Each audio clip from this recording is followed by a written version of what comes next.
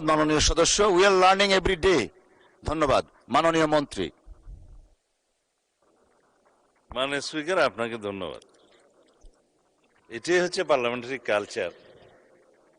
আমি বয়স যাই হোক, মাননীয় সংসদ সদস্য হিসাবে আমাকে অ্যাড্রেস করতে হবে যে সদস্য প্রশ্নটি উত্থাপন করেছেন।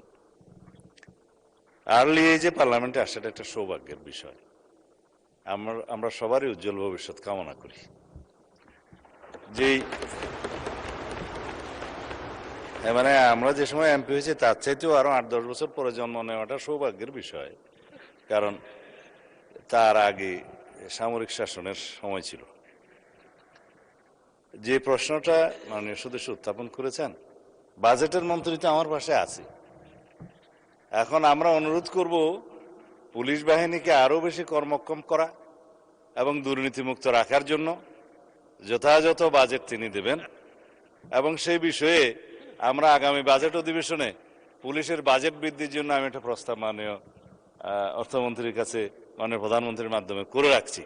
এটা সত্য কথা যে পুলিশের যে পরিমাণ রিসোর্স দরকার, যে পরিমাণ বাজেট দরকার, সেই পরিমাণ আমাদের অর্থনীতি সহ্য করতে পারে না বলেই হয়তো আমরা দিতে পারি না।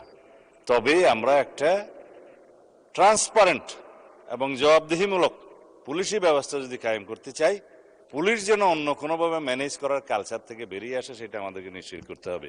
ধন্যবাদ মাননীয় সদস্য।